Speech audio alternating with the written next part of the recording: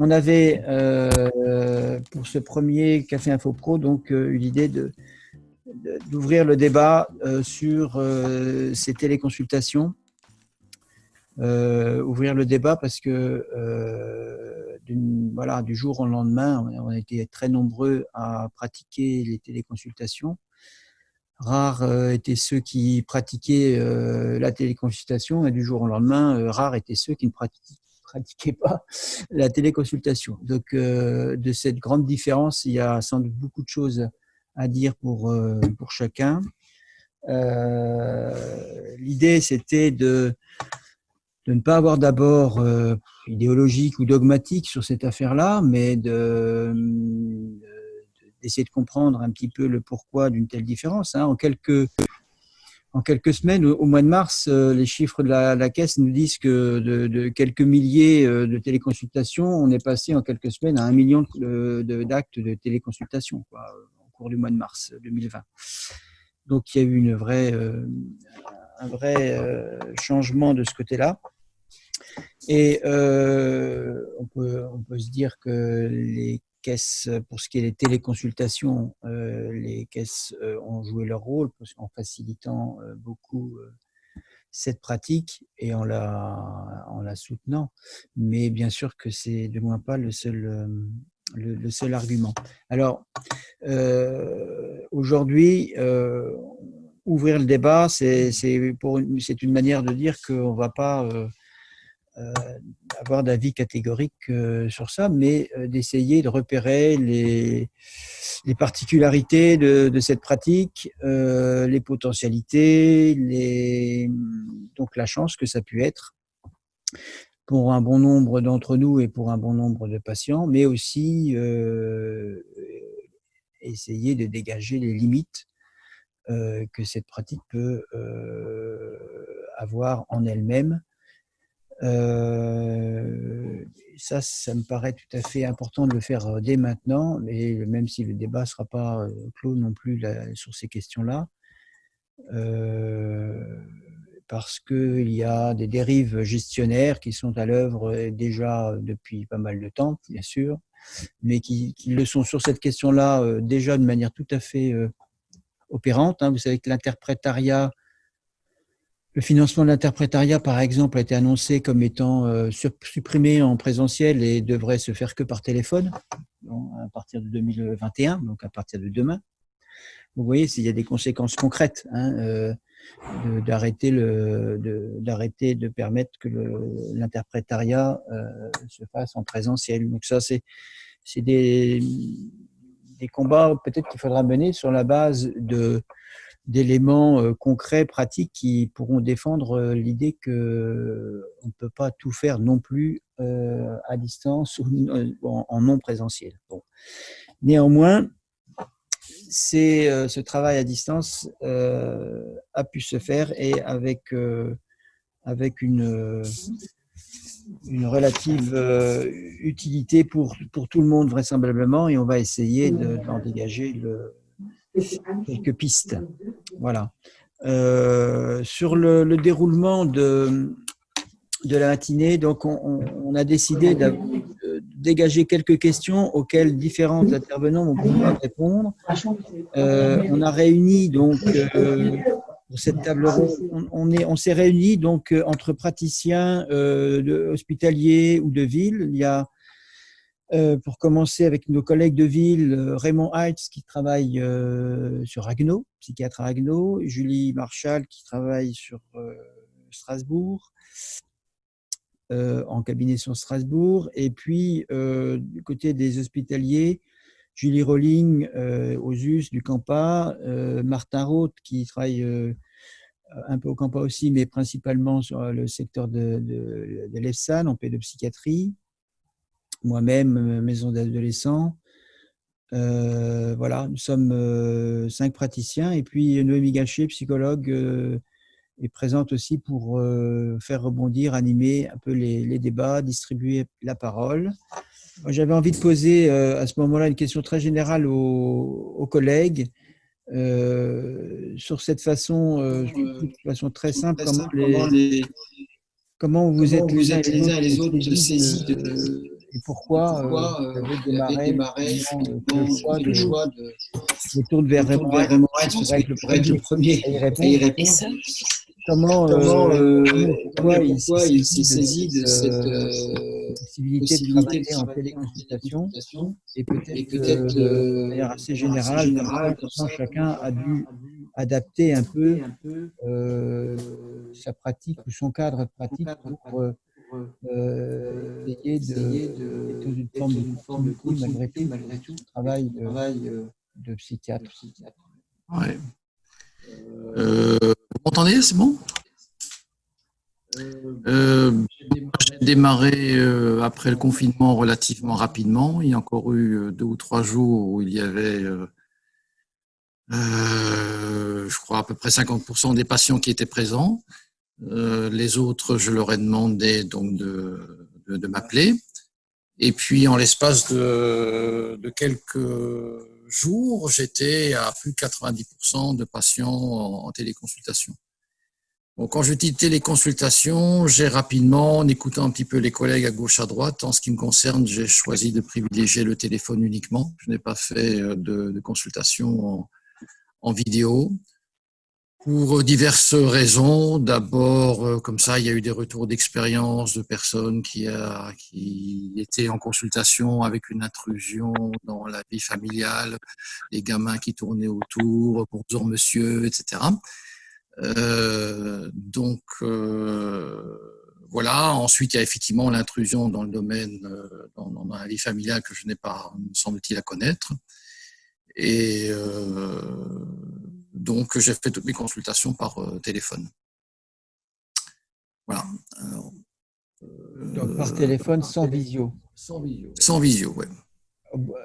Après le constat, des premiers constats comme ça Oui, enfin, je crois que j'ai même pas commencé la visio. Donc après, j'ai été autorisé officiellement, si je puis dire, hein, puisqu'il y a eu un mode d'emploi édité par la CPAM qui disait que le téléphone était autorisé pour les plus de 70 ans et pour les personnes en ALD, ce qui, en ce qui me concerne, faisait une grosse part de ma patientèle.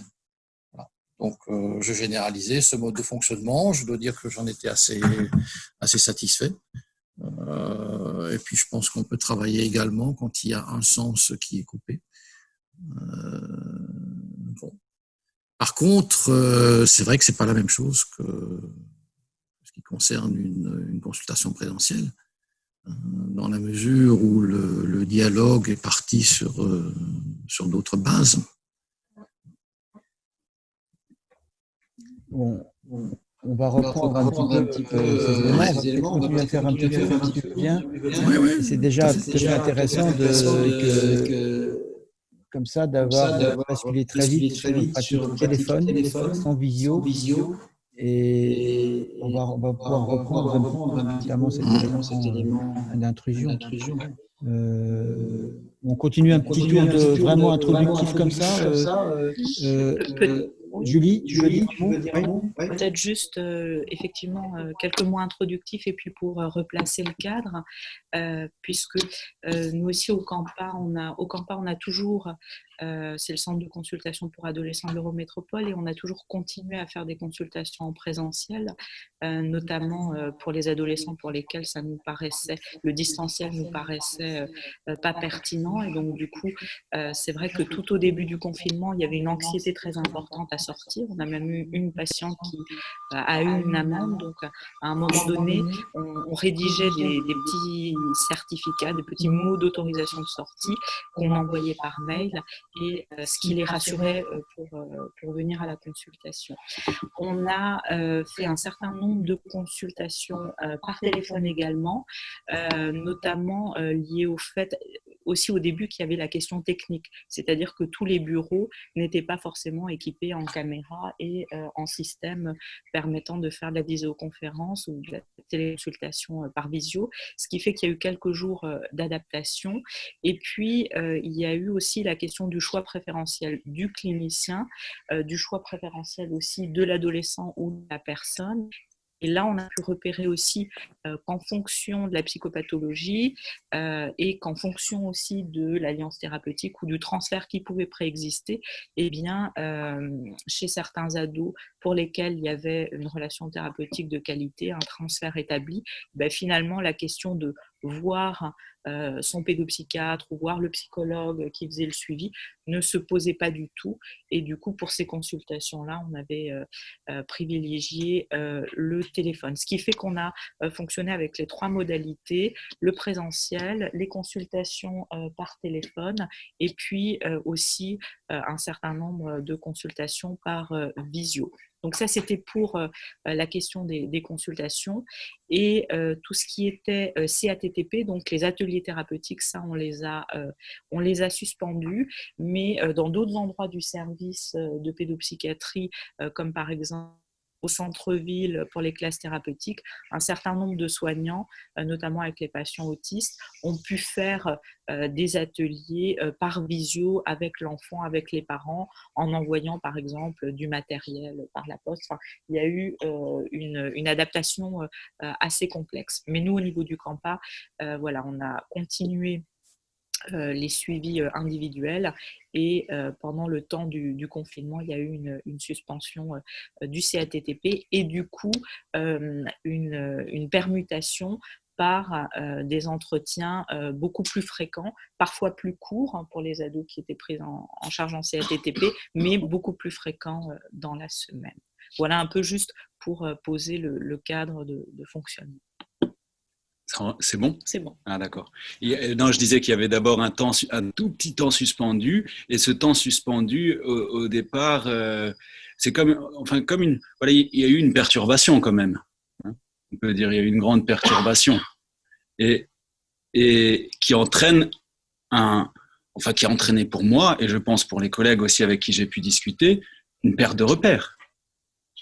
Et cette perte de repères a demandé un peu de temps avant de pouvoir se réorganiser. C'est ce que tu expliquais. Donc, il y a eu plusieurs choses comme ça qui se sont mises en place. Mais pour la téléconsultation, c'était pareil. Au début, on ne savait pas trop comment faire. Moi, je ne savais pas. Alors, il y a le téléphone, puis il y a eu des fois, est-ce qu'on ne fait pas une vidéo? Enfin, il y a eu tout un temps aussi d'invention et d'aménagement de la technique. Hein, nos techniques de la rencontre. Qu'est-ce qu'une rencontre quand c'est par téléphone? Est-ce que ce qui était une habitude, ce qui était une habitude dans la consultation a été chamboulé, et donc on a dû retrouver, apprivoiser ce temps comme ça de nouveauté. Hein. Et ça, je crois que c'est vrai autant pour l'organisation des consultations par téléphone que pour le contenu de ces consultations-là. Il y a eu alors, en ce qui me concerne, j'ai fait principalement des consultations par téléphone, quelques-unes par visio ensuite, mais c'était plutôt quand le téléphone ne permettait pas une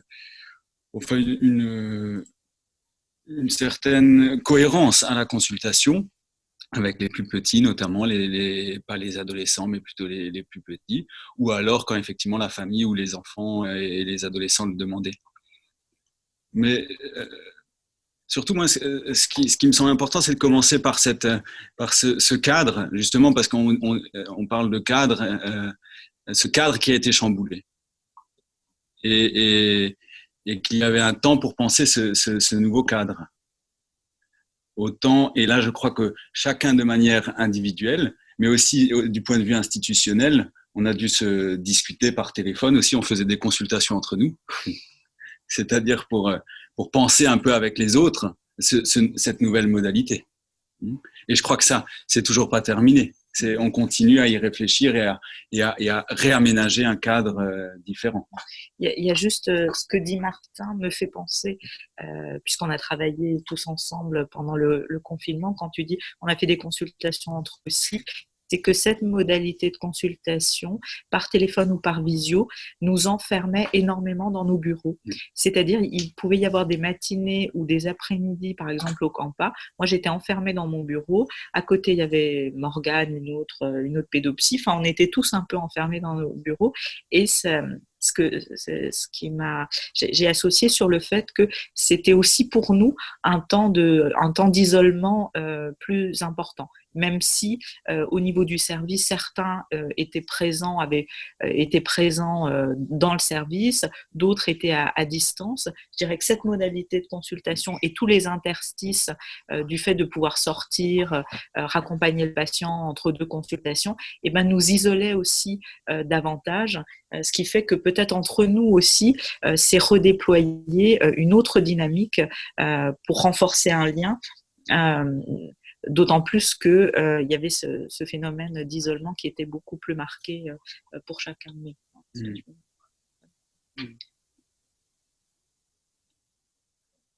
Julie Marchal, tu veux, pour ce petit tour d'horizon un peu général, et bien sûr après, il y a beaucoup de questions qui se dégagent de tout ça, on va essayer de les reprendre de manière un peu plus spécifique, mais Julie…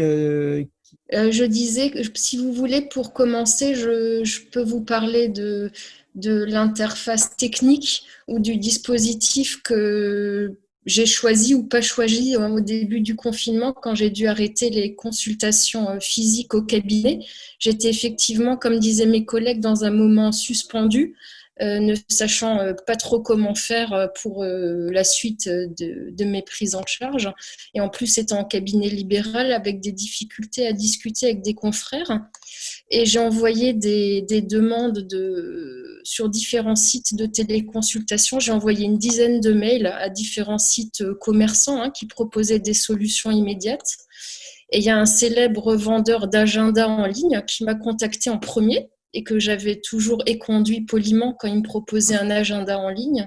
Et là, j'ai accepté leur proposition. Et très rapidement, c'est-à-dire au 23 mars, il y a mes patients qui pouvaient prendre des rendez-vous de téléconsultation en ligne sur le site. Et je pouvais les voir du coup en vidéo de mon cabinet. Donc c'était très particulier pour moi parce que ça faisait un peu ubérisation de la médecine, parce que les gens prennent des rendez-vous eux-mêmes sans passer par moi en un clic. Ils doivent saisir leur numéro de carte bancaire. Donc ça aussi, c'est quelque chose de très particulier qui s'est passé. Et ensuite, la consultation pouvait se dérouler comme par magie avec toute une solution clé en main. Et à vrai dire, pour moi, c'était vraiment un grand changement dans ma pratique. Et un jour donné, je me suis dit jamais je ferai ça, et le lendemain, je le faisais. Voilà, donc c'était mon expérience sur l'aspect technique et l'interface qui est arrivée à moi dans ce moment particulier de la crise sanitaire. Alors, je crois que ce premier temps-là aborde la question du cadre. Peut-être du cadre avec un dédoublement du cadre, c'est ce que tu disais Martin, c'est ce que tout le monde dit aussi. On a l'habitude d'être dans un cabinet, dans un bureau avec un patient. Le cadre, dans le fond, il a quelque chose de contenant, il a quelque chose aussi de respectueux envers le patient, et soudain, il y a un dédoublement de ce cadre qui a certainement produit des effets. Alors, je crois que ce serait peut-être intéressant hormis la facilitation que ça a constitué, de pouvoir rester en contact avec ses patients, de pouvoir continuer à travailler avec eux d'une façon différente, mais hormis cette facilitation, dans quelle mesure ce dédoublement de cadre a produit des effets? Je dirais qu'effectivement, les effets sont divers. Et, alors, effet sur le patient, effet sur le patient, thérapeute. Effet sur le thérapeute, et effet sur le thérapeute, en tout cas pour ma part, du côté d'un empêchement ou d'une entrave. C'est là où ça révèle aussi beaucoup de choses de son propre fonctionnement. Mais effectivement, la question du cadre contenant, sécurisant, préétabli et préexistant. Et ça me fait penser à la question du corps, la question du corps en médecine, c'est-à-dire que tant qu'on est en bonne santé, on perçoit peu son corps. Et puis quand le corps commence à faire mal, tout à coup il apparaît. Et là, quand le cadre manque, tout à coup il apparaît dans toutes ses fonctions. Donc effectivement, il a fallu réinventer ce cadre. Là, je laisserai peut-être Vincent en dire quelques mots. On avait pu échanger autour de toute la question d'une nouvelle convention à réinventer et à établir avec le patient. Moi, je dirais effectivement, ce qui a été le plus marquant dans ma pratique, c'est peut-être lié aussi à ma patientèle d'adolescents, c'est toute la dimension contenante physique, hein, qui était du coup plus possible au niveau de la gestuelle et qui du coup était très limitante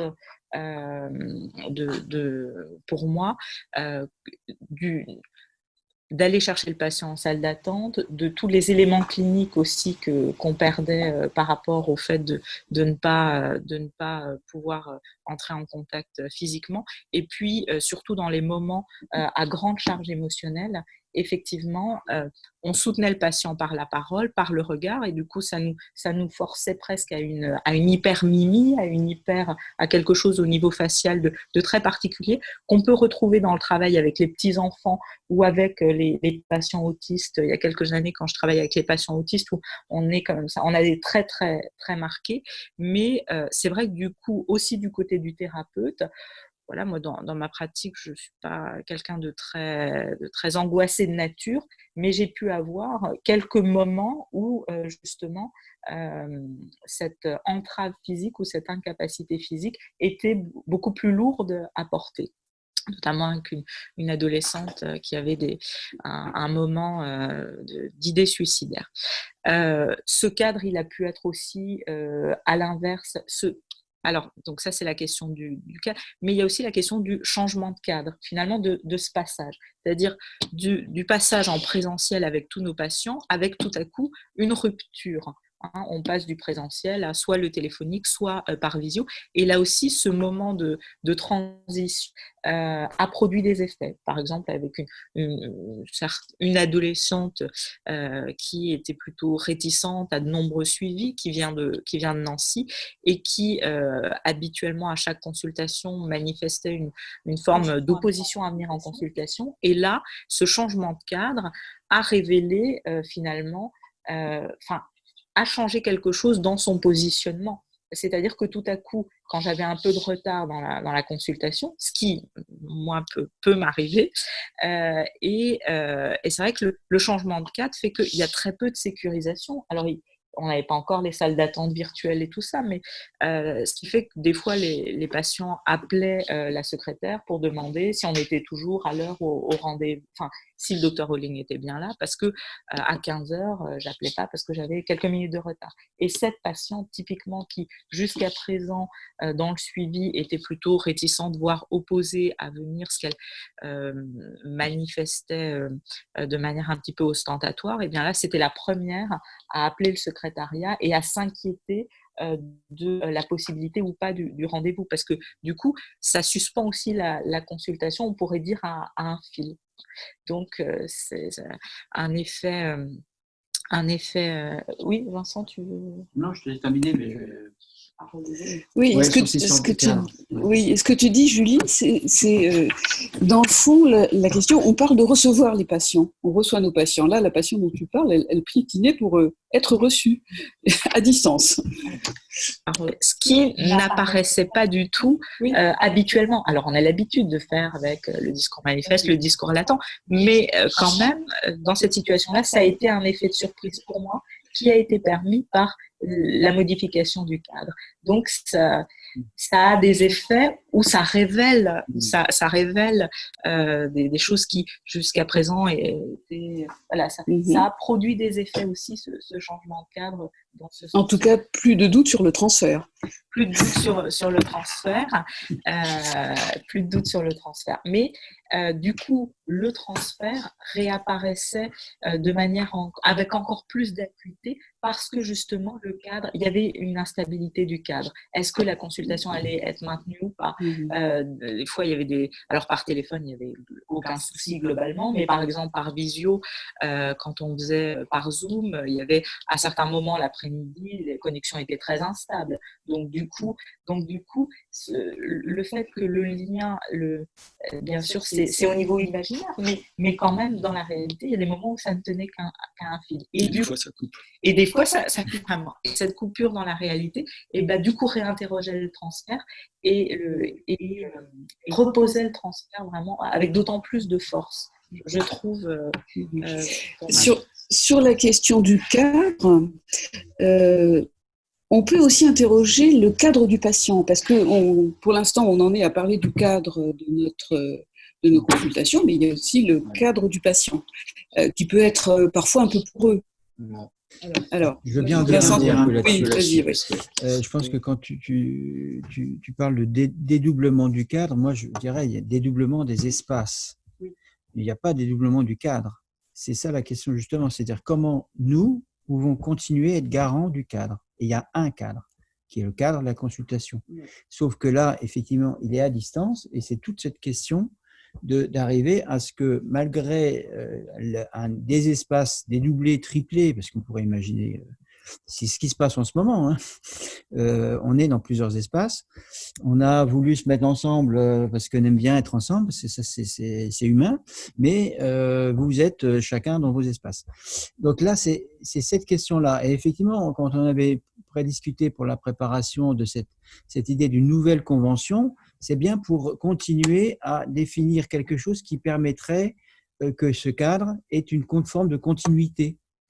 Hein, continuité de la confidentialité, continuité du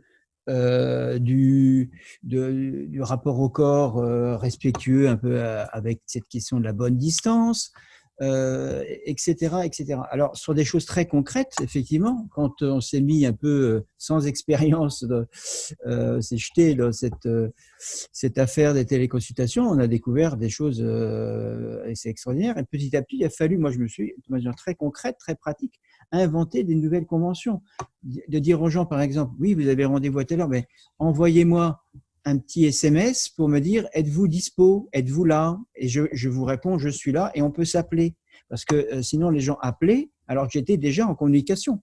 C'est comme si quelqu'un arrivait dans la salle d'entretien, sur un mode classique, venez, c'est mon rendez-vous, hein, il est l'heure, j'ai mon rendez-vous, je rentre. Oui, vous imaginez quelque chose comme ça.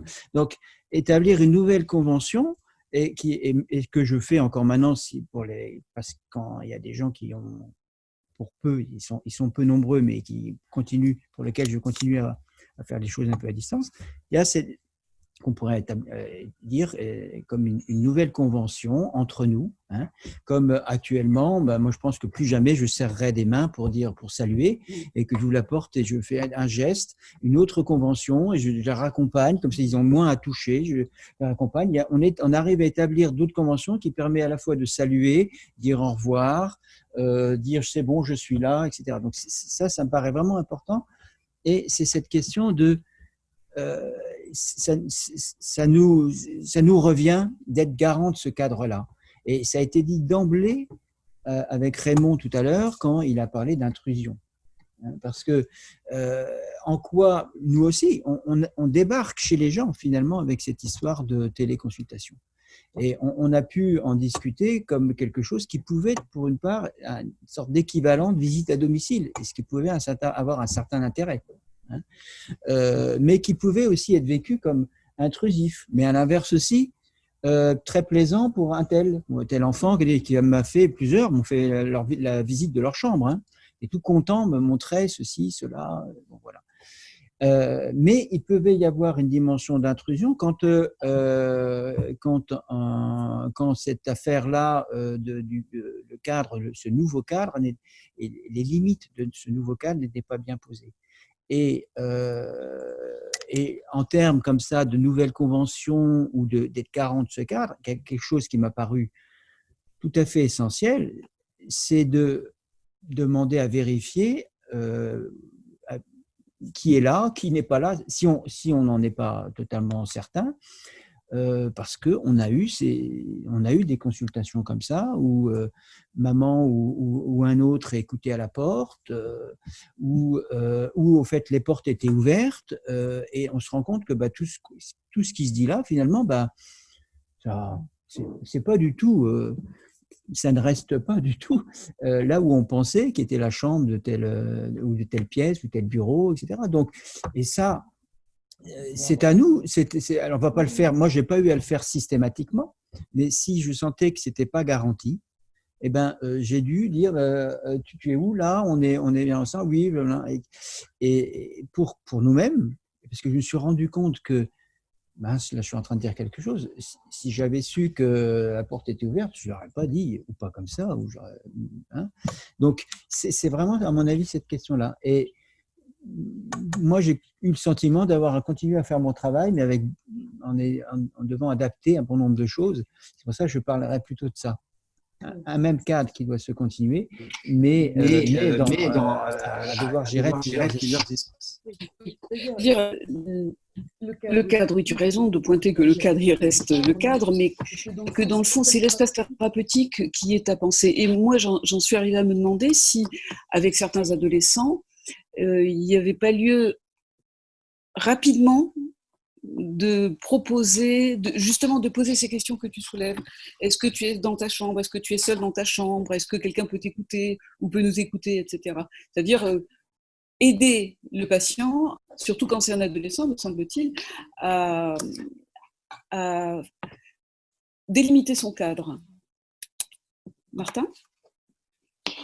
Oui, c'est une manière de faire. J'en propose une autre aussi qui a été peut-être le cas au début. C'est-à-dire que ce cadre, on peut soit le poser d'emblée, soit voir comment il peut se construire. Hein. Étant donné que de toute façon, les limites du cadre sont basculées, sont chamboulées, il y a aussi observer comment un nouveau cadre se met en place.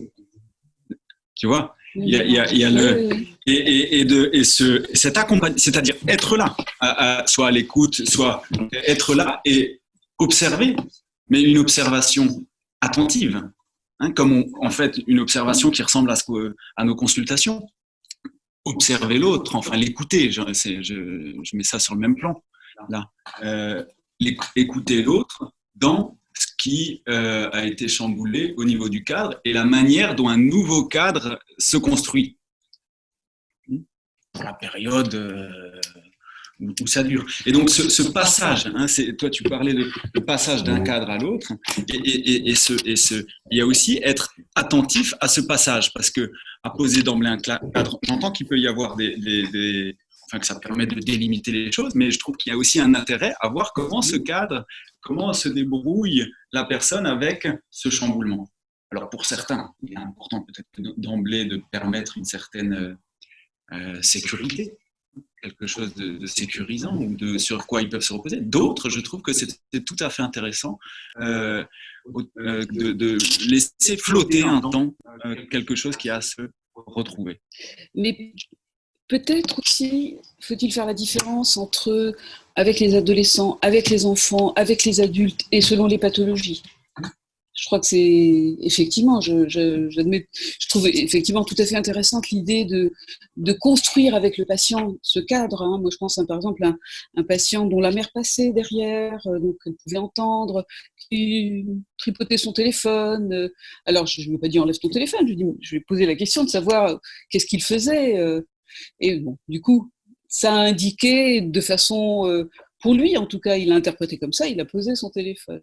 Donc, je crois que c'est vraiment selon l'âge, hein, et aussi avec les adultes, selon les pathologies. Hein.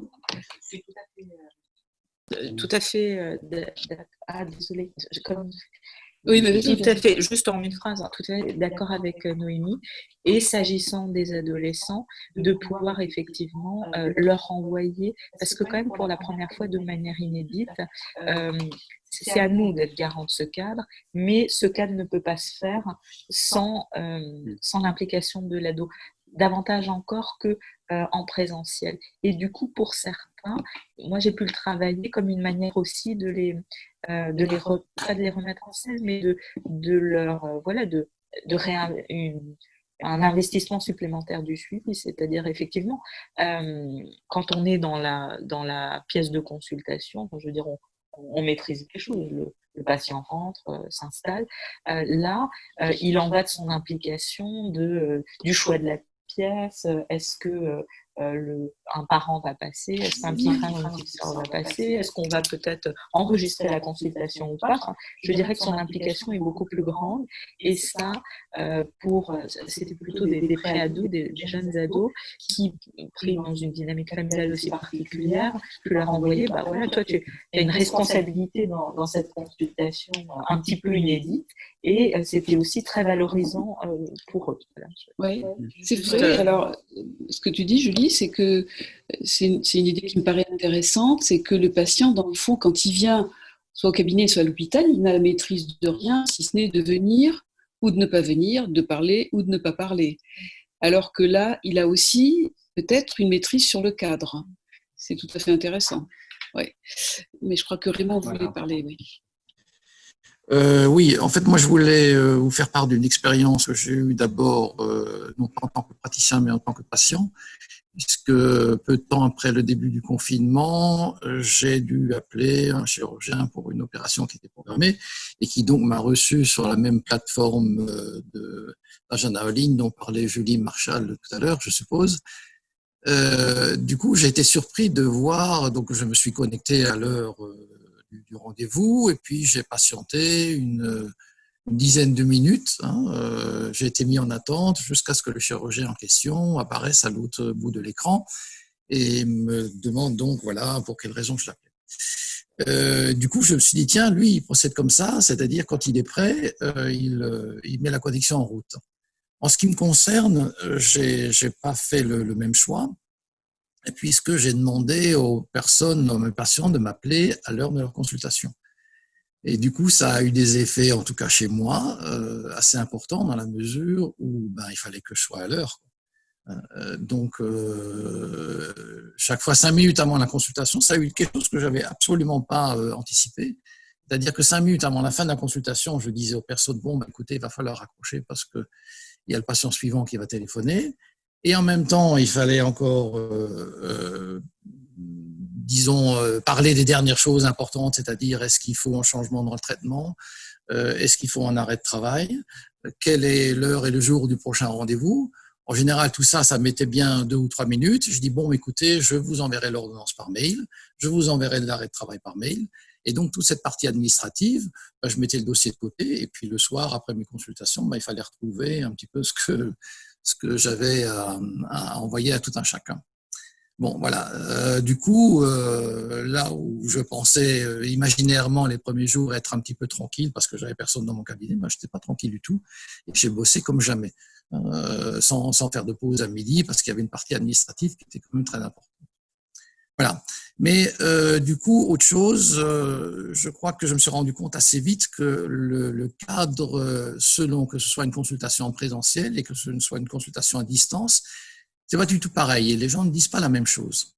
À tel point que j'ai rapidement insisté pour que les personnes qui avaient des pathologies graves ou urgentes viennent en consultation en présentiel.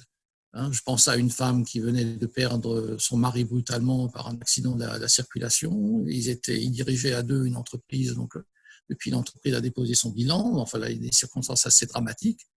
Je pense à certains psychotiques, qui étaient seuls dans leur appartement. Ça me semblait tout à fait important qu'ils viennent en consultation parce que je crois qu'on ne dit pas la même chose quand on se prépare à venir au cabinet du psychiatre en consultation que si on est chez soi, dans son univers habituel et qu'on a quelqu'un au bout du fil. En tout cas, en ce qui me concerne, je ne sais pas comment ça s'est passé pour d'autres personnes, mais en ce qui me concerne, les consultations par téléphone, ça a été « Bonjour, comment ça va? Alors, ce Covid, comment vous vous organisez? Et la vie à la maison, ça se passe comment? Et la cohabitation avec vos enfants, ça se passe comment? Etc. » Donc, il y avait comme ça une discussion autour du cadre de vie qui était, ma foi, sympathique. Et puis, les gens étaient plutôt... Je me suis d'ailleurs été étonné parce que les gens disaient « Non, mais ça va, je me porte plutôt bien. » le fait que nous soyons tous soumis au même régime, je crois que ça a eu de drôles d'effets, quoi. Voilà. Surtout au début, Raymond. Moi, je me souviens, enfin, en tout cas, les 15 premiers jours, effectivement, il y avait presque un effet un peu lune de miel, voire même les patients, sachant que j'étais à l'hôpital, me disaient, mais et vous, docteur Rolling, comment ça va? Vous allez bien? Enfin, il y avait presque un renversement. C'était assez particulier. Et alors, du coup, il y a une question qui m'est venue par rapport aux premières consultations à distance. Moi, j'ai fait aucune première consultation à distance ou par visio, mais certains collègues libéraux m'ont parlé, psychiatres d'adultes, deux collègues m'ont parlé de premières consultations qu'ils avaient fait en visio ou en téléconsultation, dont certaines qui, à la fin du confinement, s'étaient arrêtées. Et du coup, on avait réfléchi, on s'était posé la question sur aussi, et tu disais, Raymond, franchir la porte du cabinet de psychiatre. Et c'est ce qui m'a rappelé ces discussions, parce que du coup, peut-être par téléconsultation aussi, du côté de la stigmatisation ou du côté des défenses psychiques, à justement faire le pas de traverser et d'aller dans un cabinet de psychiatre. Est-ce que peut-être Julie ou toi ou peut-être Vincent dans votre pratique libérale, est-ce que vous avez été peut-être amené à rencontrer ce type de situation? Alors ça, c'est vraiment tout un chapitre que j'avais à cœur d'aborder aujourd'hui, qui est la question du suivi des patients et de la première consultation. Je crois que ça ne produit pas du tout le même effet de faire une première consultation en visio ou par téléphone et de la faire et en plus, c'est pas le même travail, je pense, la première consultation en visio comme ça. Alors, oui, ce serait peut-être intéressant moi, j'ai fait des premières consultations en visio et avec des patients qui ont eu beaucoup de mal à la fin du confinement à ressortir.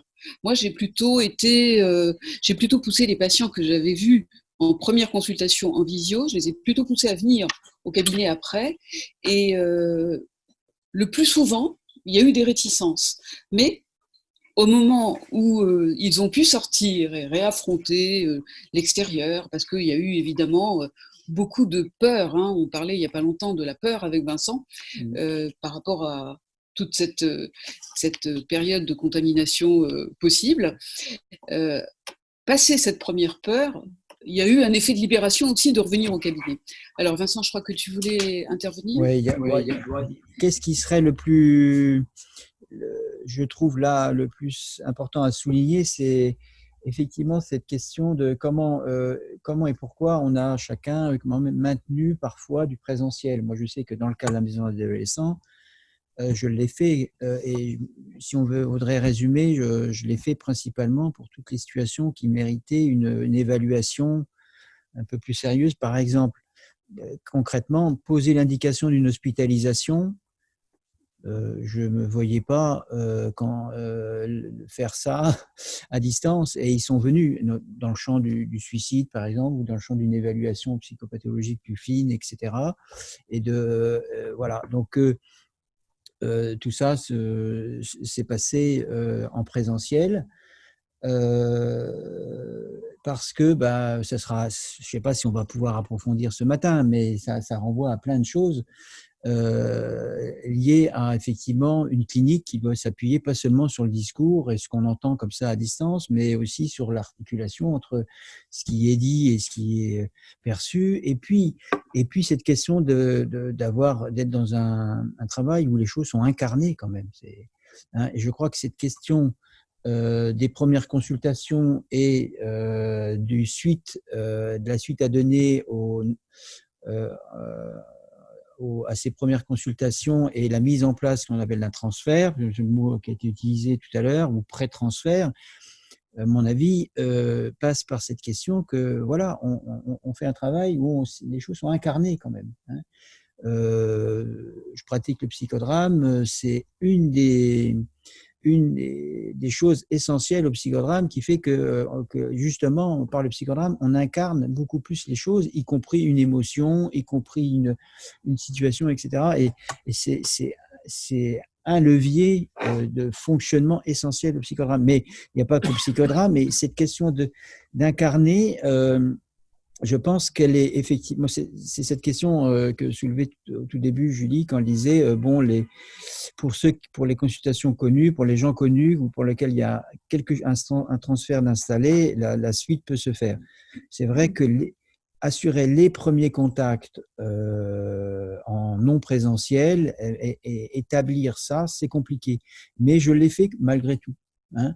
Moi, alors, c'est ça, on a fait ça, on a dû le faire. Il faudrait quand même resituer les choses. C'est-à-dire que si on ne le faisait pas, il ne se passait rien.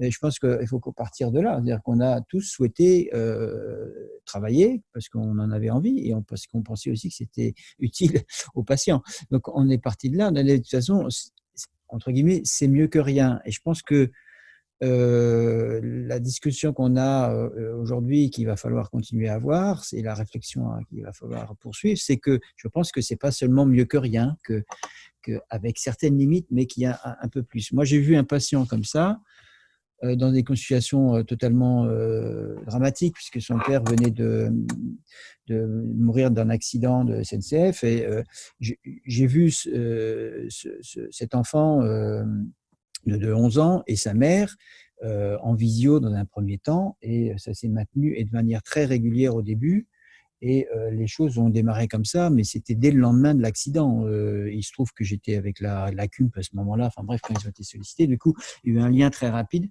et voilà. Et je peux vous dire que le passage, puisque c'est cette question dont on parlait un peu, le passage au présentiel, a pu se faire malgré tout, avec peut-être un étonnement réciproque, sans doute. Moi, je ne vais pas trop demander, j'aurais pu lui demander, tiens, alors moi en vrai, tiens, qu'est-ce que tu fais ?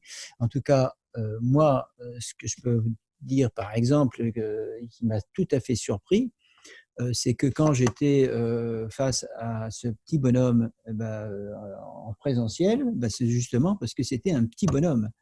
Il passait en 6e et il avait une physionomie, on va dire, de 8 ans. Il était très, très petit. Et rien de ça n'était apparent, évidemment, par la visio. Alors, le téléphone, je ne vous en parle pas, mais même à la visio, où il y avait juste son visage. Et voilà. Et effectivement, cette petite taille est un problème conséquent pour lui, l'objet d'harcèlement, etc., etc.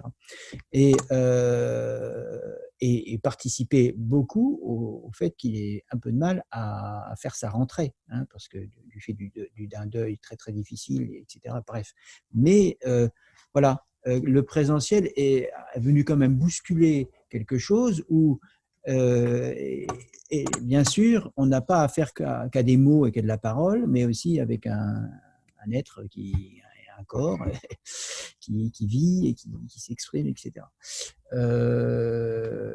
Voilà. Et dernière chose aussi qui est soulevée, mais à mon avis, il faudra le reprendre un peu plus. Tu disais l'aspect flux tendu, comme ça, des consultations, hein, qu'il fallait un peu se presser un peu pour pouvoir être dispo à l'heure. Hein. Ça a donné une façon de travailler, effectivement, à flux tendu, qui participe à quelque chose, donc on s'est dit qu'il faudrait qu'on en parle, mais on va peut-être faire ça dans un deuxième temps, c'est l'aspect fatigant, hein, l'aspect fatigant de cette affaire-là, et je ne pense pas que ce soit seulement qu'une question de cadence, c'est aussi en lien à cette idée qu'on a abordée tout à l'heure, de comment être garant du cadre, et que je pense que être garant du cadre nous mobilise en tant que thérapeute, etc., nous mobilise beaucoup plus que d'habitude à être vigilant beaucoup plus sur beaucoup d'autres choses, y compris les problèmes techniques qui peuvent se passer. Et que, enfin, moi, c'est l'hypothèse que j'aimais, c'est qu'il y a, puisque tous les professionnels ont dit que c'était beaucoup plus fatigant. On pourrait imaginer que chacun est chez soi, et puis, non, c'est beaucoup plus fatigant et il faut essayer de continuer à creuser qu'est-ce qui fait. Moi, une des hypothèses tourne autour de cette question-là, je pense, c'est que c'est beaucoup plus fatigant de pouvoir soutenir et garantir ce cadre. Alors, pour les professionnels en soins en santé mentale, j'ai discuté avec d'autres médecins qui disait c'est beaucoup moins fatigant de faire une consultation de gynéco ou autre chose, parce qu'il n'y a pas le téléphone qui sonne en permanence, pour certaines raisons. J'ai rencontré des médecins qui disaient que c'était beaucoup plus reposant, c'est peut-être pas le bon mot, reposant, mais en tout cas moins fatigant d'être en téléconsultation. Mais je crois que Martin voulait parler. Vincent, tu as terminé? Je voulais juste, oui. Martin, je te laisse la parole, juste reprendre aussi ce qui Raymond tout à l'heure, du changement de la parole, comme ça, de patients qu'on suivait et que fait du Covid, mais aussi de cette nouvelle pratique, mais aussi du contexte. Comme l'a dit un peu Julie tout à l'heure, chacun prenait soin de l'autre, y compris les patients prenaient soin de tout le monde. Il pouvait y avoir un isolement, mais il y avait une sorte de culture du prendre soin mutuel.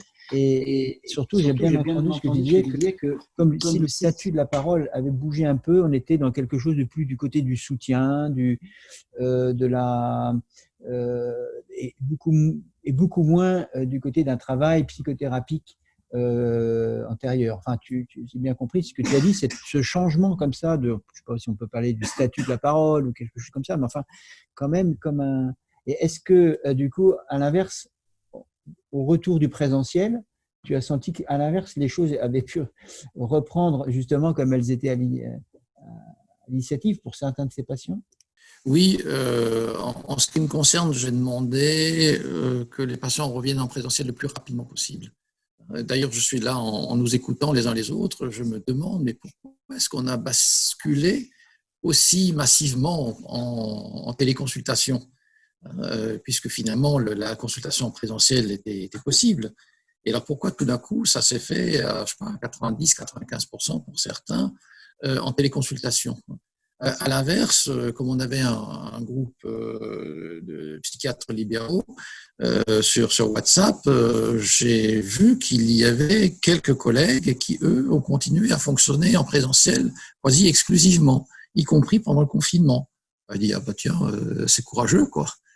Voilà. Et en même temps, peut-être que c'est nécessaire.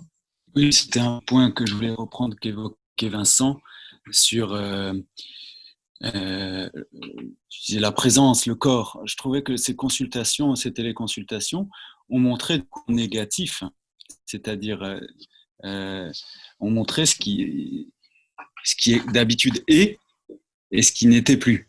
Hein. Et ces petites choses, c'est des fois des petites choses dont je me rendais plus compte. C'est-à-dire, c'est un geste, c'est un regard, c'est des petites choses qui font la consultation et qui font en fait les grandes choses de la consultation des fois. Ou alors même le souffle. Il m'est arrivé pendant une consultation, parce qu'il y avait du bruit autour de moi, de mettre, vous savez, sur le téléphone, on peut mettre un silencieux, on entend l'autre, mais l'autre ne nous entend plus. Et ça induit quelque chose tout à fait chez l'autre qui a commencé à parler autrement et il y a eu une inquiétude. La personne avec qui je parlais devenait de plus en plus inquiète. Alors que quand elle me posait une question, quand je devais intervenir, je remettais, j'enlevais. Et cette inquiétude, en fait, presque a laissé place à une petite angoisse. Et elle a pu me dire quelques consultations après, ou quelques temps après, que c'était le souffle. Elle n'entendait plus mon souffle. Et oui. Alors j'ai arrêté tout de suite de ça. Donc, ouais, et ces petites choses de la présence sont extrêmement importantes en fait dans la consultation. Mais on a pu voir avec ces téléconsultations. Enfin, je crois que tout ce qui participe à une présence qui n'est pas. Alors qu'au téléphone, par exemple, ce qui fait la présence, c'est la voix. Et alors, du coup, ce statut de la voix est tout à fait autre. Je crois que aussi les questions, enfin, les consultations qui commençaient autrement, c'est-à-dire comment vous allez, enfin, ça, c'est aussi pour. Je parlais de l'incarnation, Vincent. Il y a quelque chose, du coup, qui est comme ça, qui peut être incarné de cette manière-là. Alors que quand on se voit, quand on se rencontre, quand il y a du corps, la voix peut être n'est pas obligée de prendre le devant. Elle peut venir effectivement en second, mais là, il y avait comme, je trouvais même une précipitation à poser ces questions-là. quelque chose de remplissage. un remplissage, enfin, en tout cas, où la voix devait prendre la place du corps. Alors, simplement une question qu'on reprendra peut-être tout à l'heure, c'est la question du silence. Parce que ce que tu dis vraiment me mène à cette question et c'est une question importante. Alors, peut-être que on la reprend tout à l'heure. Julie, tu voulais parler ? Parce qu'il y a différentes choses. Oui. Je rebondis. La question du silence, et effectivement, c'est pas tant le discours qui a été modifié que tous les à côté. Les temps de transition, Oui. les temps de silence, la question de la gestuelle, toute la dimension de contenance, on en a déjà parlé, de holding winnicottien qui passe par l'incarnation et par la présence physique réelle dans la réalité. Et c'est là aussi où du côté des patients pour lesquels il y a transfert, il y a dimension imaginaire, je dirais il y a eu moins de répercussions que les patients pour lesquels cette question de la réalité, elle est fondamentale.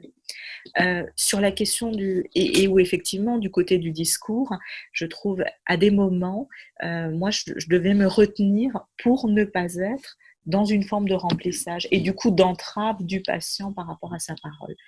Les effets de contexte aussi, Vincent, je crois qu'ils sont très importants.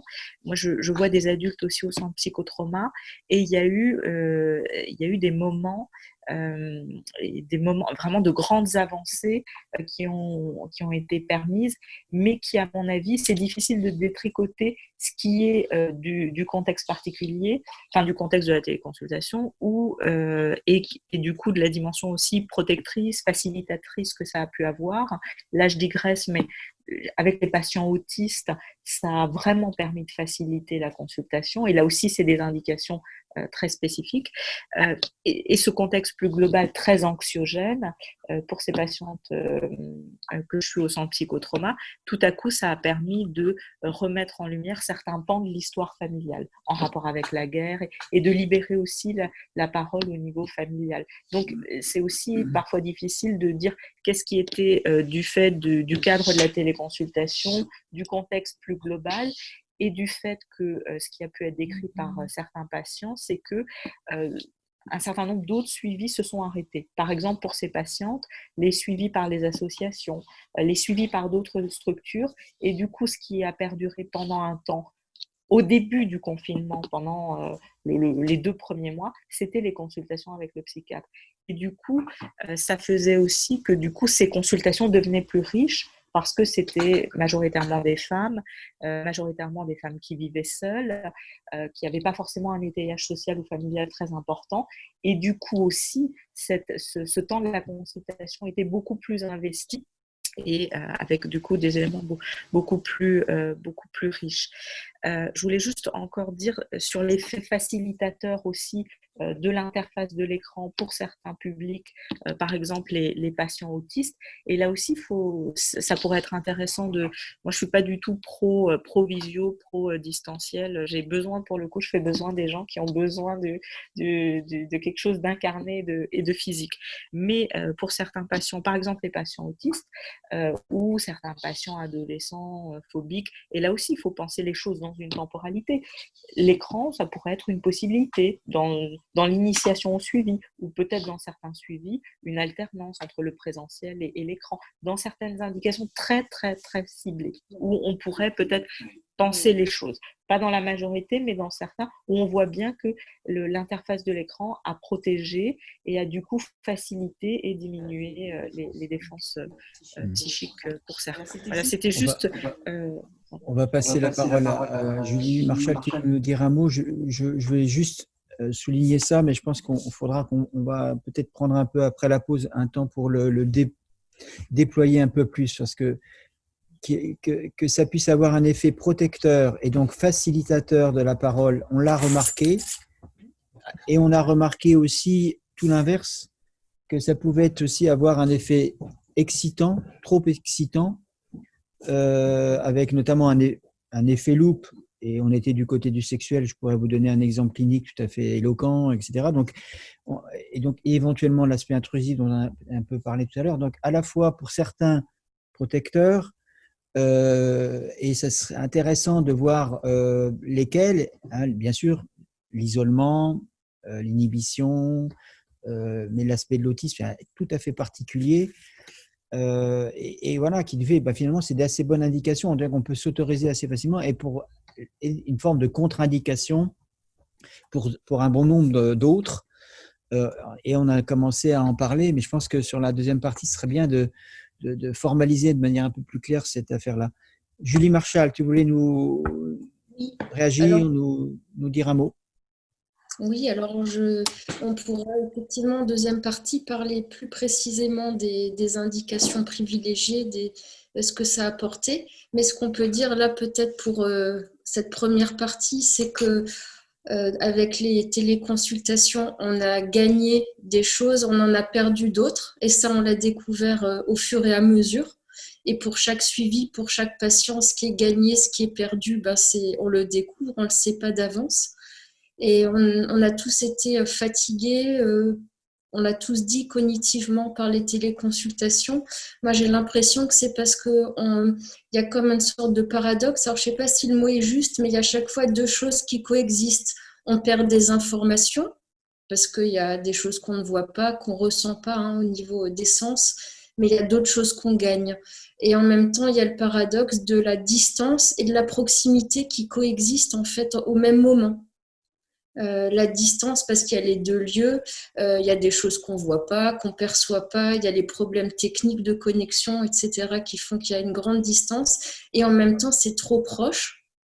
Il y a l'aspect intrusif qu'on a tous trouvé, aussi bien pour le patient que pour nous-mêmes. Le fait qu'on voit beaucoup plus le visage, qu'il y ait des aspects de proximité qui ont généré des effets sur le discours des patients, sur le discours du thérapeute aussi, et aussi sur la relation en fait entre les patients et les thérapeutes, une sorte de proximité qu'il a fallu gérer, notamment pour les adolescents.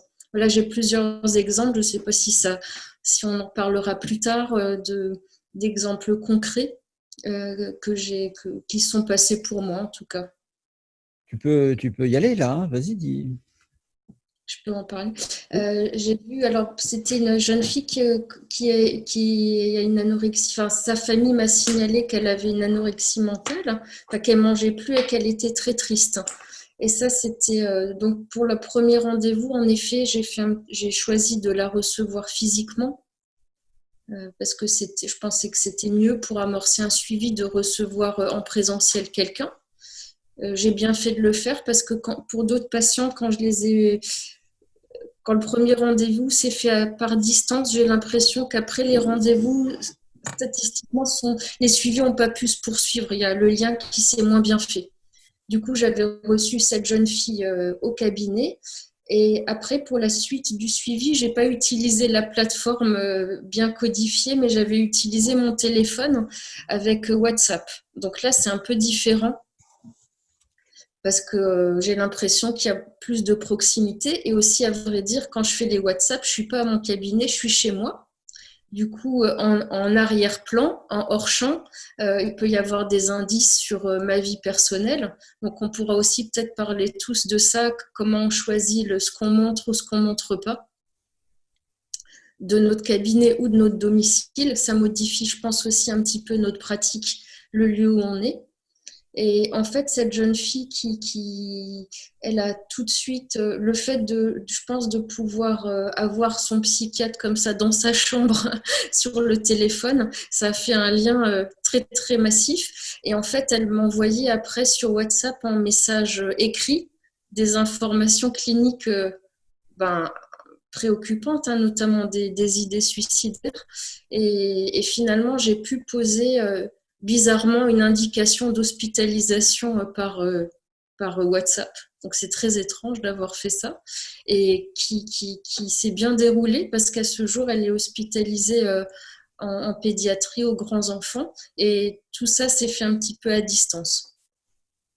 Mais ça a pu se faire. J'ai pas l'impression que j'ai perdu quelque chose dans ce suivi. J'ai l'impression que j'ai apporté des soins suffisamment bons et que c'était mieux que pas le faire, effectivement. Voilà, c'était un petit exemple clinique sur la distance et la proximité qui cohabitent. Je veux bien enchaîner un petit peu là-dessus parce on tourne autour de cette question depuis tout à l'heure sur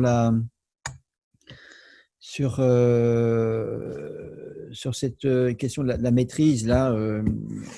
De quel côté devrait être la maîtrise du cadre là? Comme disait Noémie, il y a une possibilité donnée aux patients d'en avoir un peu plus la maîtrise. Et je pense que c'est un de ces éléments qui rend possible ou qui facilite justement l'échange, parce que pour un bon nombre, ils sont un peu rassurés, ils sont chez eux, il y a quelque chose de sécurisant un peu plus, plutôt que du côté inquiétant d'avoir à se déplacer, etc. Bon, et évidemment, assez vite, on peut avoir une certaine limite et rester dans le confort et ne plus avoir à se déplacer dans tous les sens du terme, c'est-à-dire également aussi sortir un peu de sa position. Et c'est quand même un des objets principaux de notre travail, qui est d'amener les gens à se déplacer, dans tous les sens du terme, mais plutôt en termes de mouvement psychique.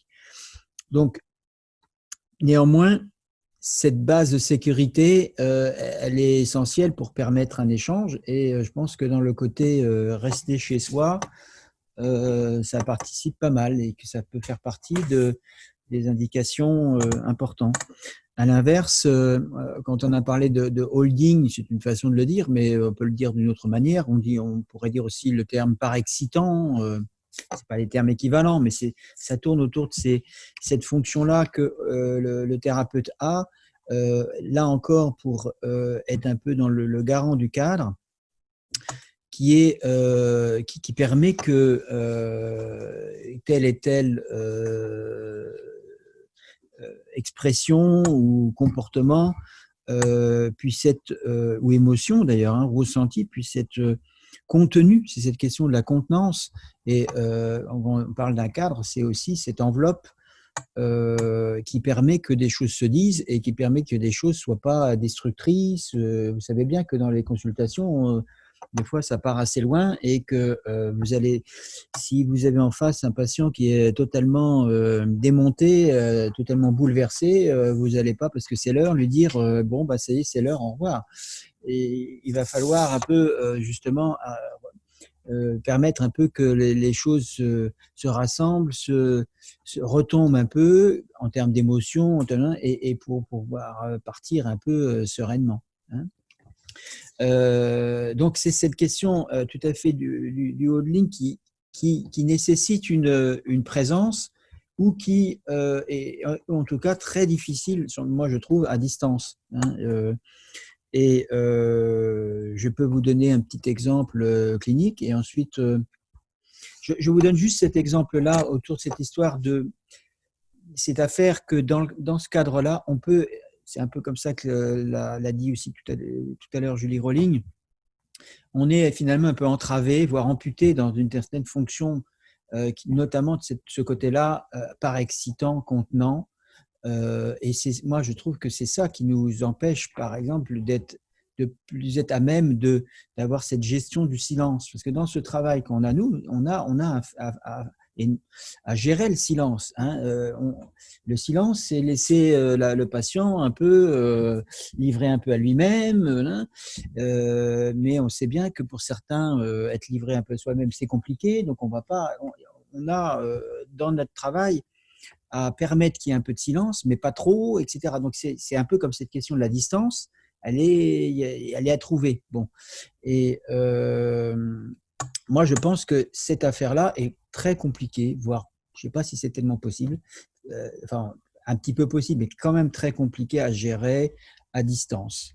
Et je pense que ça a à voir au fait d'être amputé d'une partie contenant, d'une partie, on pourra l'appeler de différentes manières, mais de présence et d'incarnation un peu de cette présence, et que ce ne soit pas qu'une écoute désincarnée comme ça. Un exemple, je vous disais un exemple très concret, un jeune comme ça que j'ai vu, pour lequel effectivement ce cadre-là de la téléconsultation était inadapté, et je l'ai au bout du compte arrêté parce qu'elle a été finalement trop excitante. avec une fonction miroir que pouvait avoir cet écran pour lui. Et je l'ai déjà dit, je le redis là, cette idée tout à fait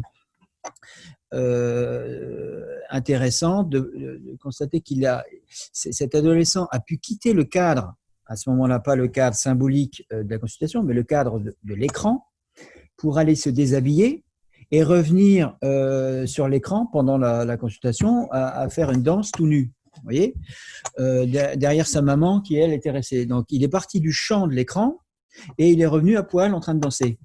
Donc là, j'ai dit, voilà, là, je pense que je n'ai jamais arrivé. Voilà, je pense que là, c'est un peu trop, bon, je trouvais trop excitant.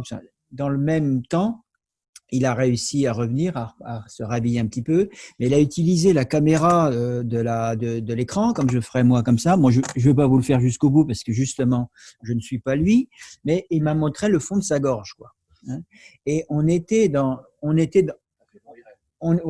ailleurs, quoi. Et on était dans du sexuel tout à fait clairement. Et donc stop, et etc. Bon voilà, c'est tout. Mais il se trouve que dans l'après-coup, je continue à le recevoir et je vois bien que de temps en temps, il dérapera jamais comme ça, mais il se met à faire des cris ou à chanter, ou il fait vraiment le zouave, quoi. Mais j'arrive à le contenir, tout en, il fait le zouave, mais il dessine, et dans les dessins, c'est quand même assez intéressant. Bon, il a 12 ans, hein, mais voilà, bref. En présentiel, c'est pas du gâteau, parce qu'il est très agité, et il a une excitation quand même très vite, pour un moindre chose que dit sa mère, tout de suite ça peut le faire flamber, et il s'excite. Il a été aux urgences plusieurs fois, hein, il a déjà été en contention, enfin, donc c'est compliqué, hein, c'est pas une situation clinique facile, mais une contre-indication pour moi, ça a été une contre-indication de poursuivre la téléconsultation. Et le travail s'est fait du coup pendant ce moment-là plus avec la maman, et qui avait fort à faire aussi avec lui, et puis là, maintenant on a repris en présentiel. Voilà. Cet effet miroir que peut constituer l'écran, mais on le sait que nous, dans les consultations, on a un rôle miroir. On le sait, ça. Enfin, hein, on le dit bien, dans notre façon de réagir ou pas réagir, dans notre façon, dans les mimiques qu'on maîtrise pas forcément, mais que voilà, etc. On sait très bien que la consultation, en tant que telle, a une fonction miroir, mais avec cet outil-là, téléconsultation, je pense que c'est quelque chose qui est décuplé. Et puis, donc, effet loupe un peu, hein, d'une gorge comme ça. Moi, il y en a eu d'autres, hein, comme ça, une adolescente qui s'approche, c'était sur sa poitrine, hein, franchement, à un moment donné, vous voyez, il y avait quelque chose de l'ordre, elle me présentait sa poitrine, quoi. Voilà, enfin, tout à fait, peut-être de manière inconsciente, hein, parce qu'on ne maîtrise pas forcément l'image, voire même que c'est une question importante, ça. On ne maîtrise jamais notre propre image aux yeux des autres. On n'en a pas la maîtrise, ça. On peut essayer de faire un peu ce qu'on veut, mais l'idée que se font les autres de soi, bon, on ne le maîtrise pas vraiment. Bon,